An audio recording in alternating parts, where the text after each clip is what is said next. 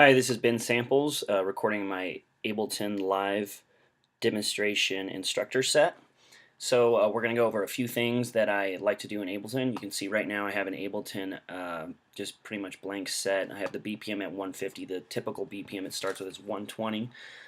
So I guess that's lesson one. This is the BPM area up here at the top left, and you can just change it to whatever you want. The demonstration that I'm going to be using is going to be at 150, so we're going to stick it in there. I'm going to stick to a 4/4 because this is going to be an electronics demonstration. This is my metronome. I don't need it on. 1 bar is my quantization, which we'll go into clip launching quantization in a bit. So the first thing off we do, we come over here, and this is where your browser is for Ableton. This first one is for browsing sounds. Then it's browse drums, browse instruments, audio effects, MIDI effects, Max for Live devices. Then you've got your external VSTs, clips, and samples. In this bottom part you have your Ableton packs, then your user library, then your Live 8 library, and then your current project. And we don't have this saved, so our current project is going to be empty.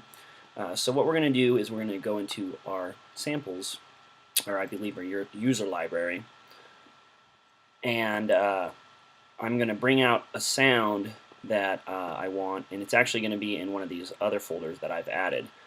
So what I'm going to do is I'm going to bring into my, this is my personal library, and I'm going to go into hip hop, and I want to find this Clams Casino song that is kind of what I'm looking for. And so it's this A$AP Rocky bass track.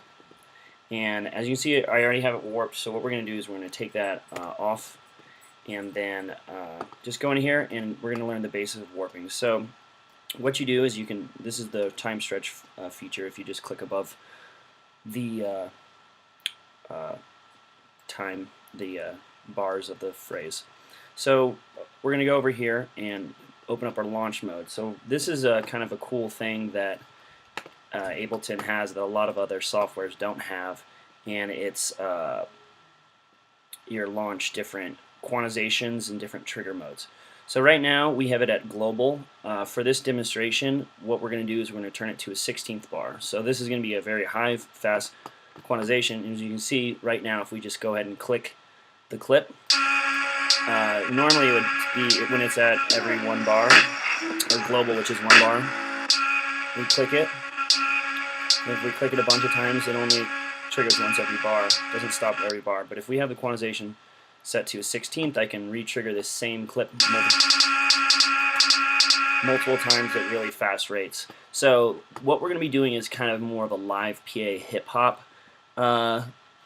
lesson. So this 1/16th is cool because we can basically play different pieces of the same clip. And I chose this song because it has a lot of similar sounds that we can play and kind of jam on.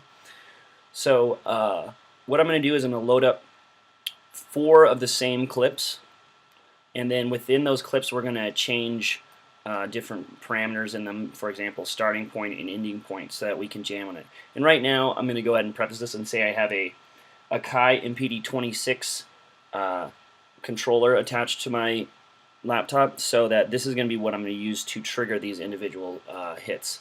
And it's just going to be kind of a way to show how to make Ableton fun. So I'm going to shorten the ending of the clip on my first note, and as I see, there's these little hi-hat hits on each of this note, and so what I'm going to want to do is make each different hit a different each one of these samples a different hit. So that one will be the first one, this will be the second hit, and I do that by bringing the ending of the clip close.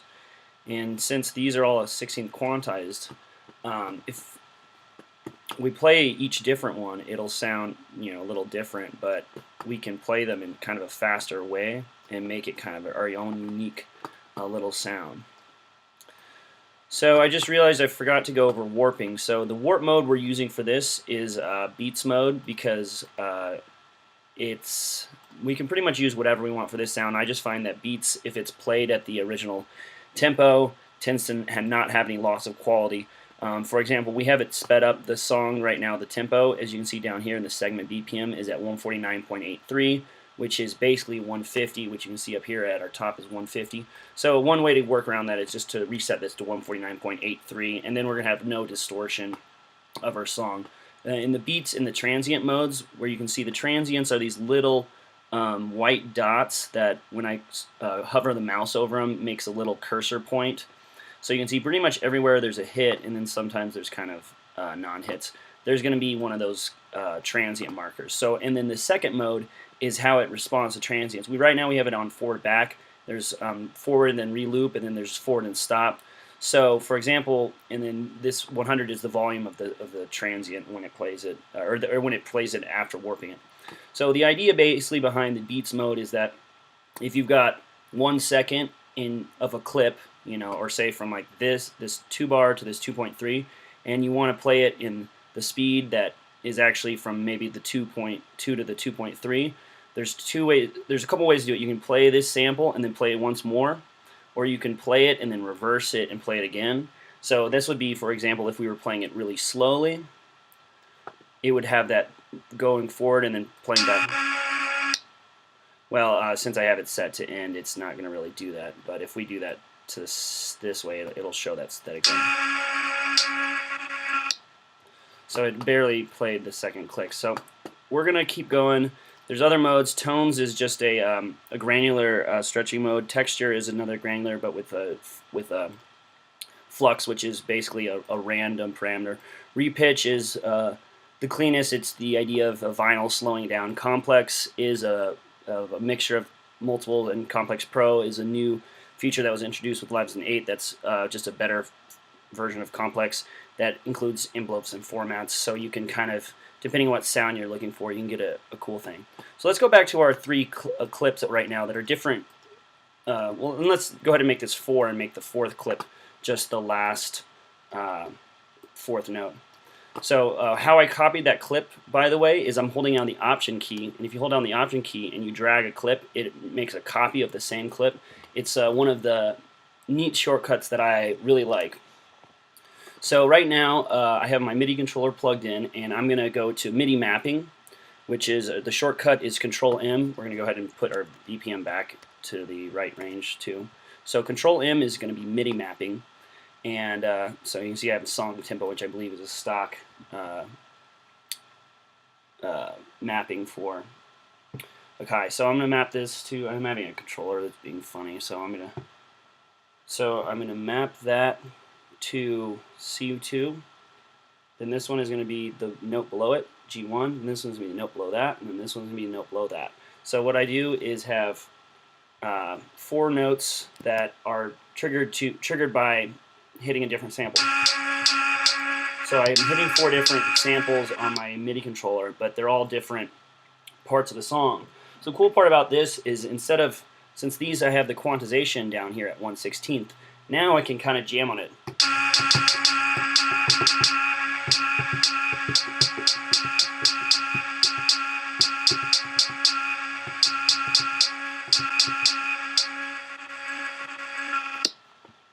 So cool. So we've got for some reason the tempo went down.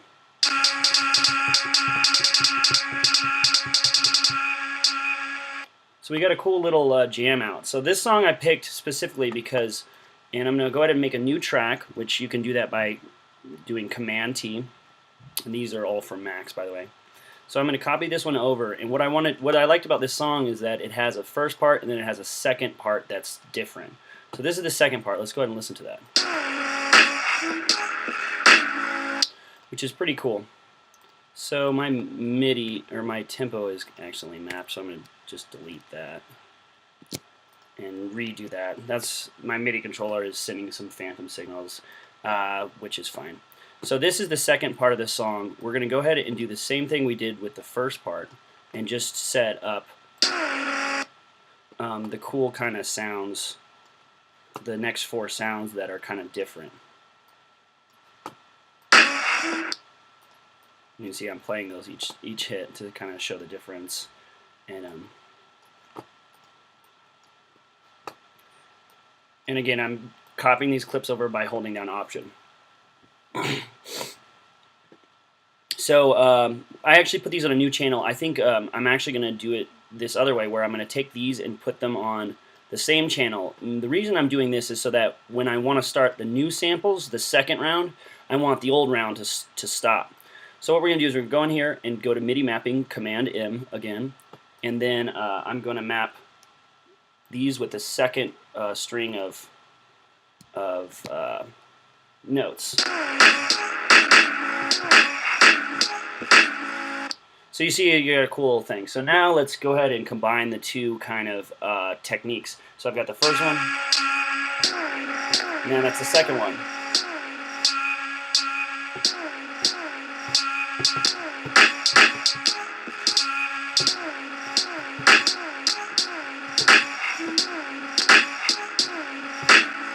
So you got a cool little jam there. So we're going to take that to one more step, and I'm going to go down to my browser and go to one of my own personal folders that I've set up.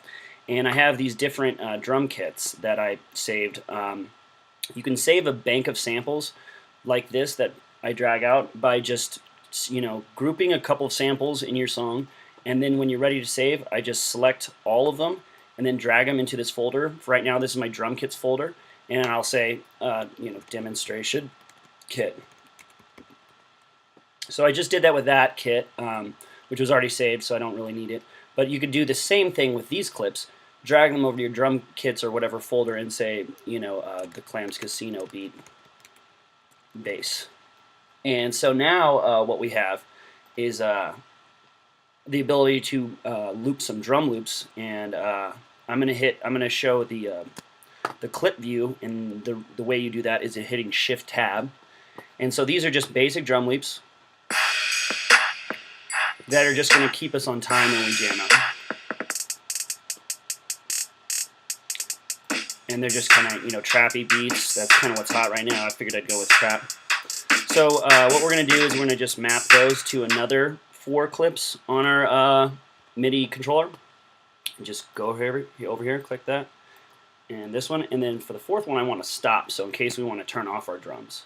So you can see I can turn on a clip now, and then I go stop. And what I'm going to do is I'm going to keep these ones in the global quantization, because I want to keep these on time for my for any other effects I might have. So now I'm going to do this drum kit,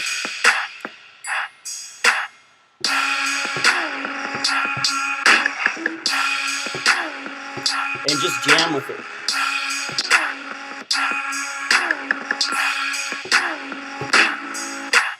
And then turn off my drum loops. So that's a cool little technique I have.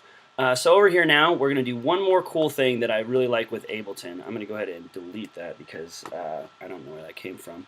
That was dragged in with my thing. So we go over to audio, browse audio effects, and I'm just going to bring in a simple EQ8. And I want to show the way that Ableton can use a really cool grouping function. So you got Ableton 8, or the EQ8, and what we're going to do with this is make a low-pass filter. So I'm going to click on it and group it. And what I'm going to do with this grouping is I'm going to make macro mapping basically with it. So what I'm going to do is come over here and map on and off to macro 1, and then I'm going to go ahead and click the map. And what I want this to be is the minimum at 1 and the maximum at 127, I believe. So that when it's all the way at the bottom, the effect is off, so it's completely transparent. As I move up, it's going to be the low pass. So then our second thing we'll do is we'll go ahead and turn it on to the top, and we'll take this 8, turn it on, and then map macro the frequency to device on, which is their on off. So right now you can see it's all the way off, and then it starts off as a way too low, which is the opposite response we want.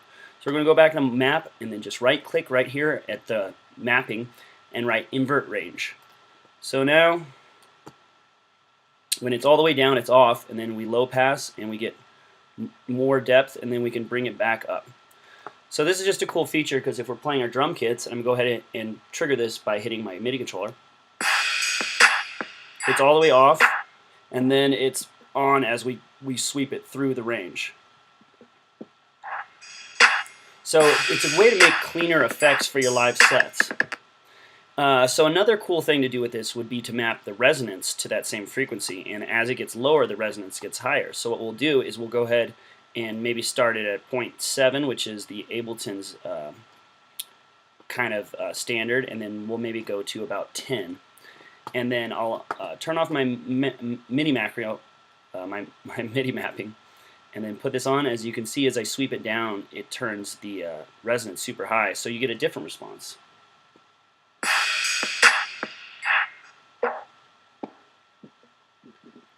And you get kind of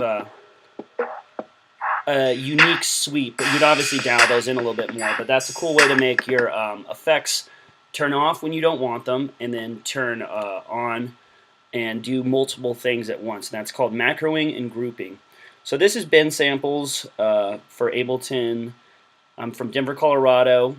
My contact information is bensamples@gmail.com. I hope this finds you in good faith, and look forward to working on my Ableton certification.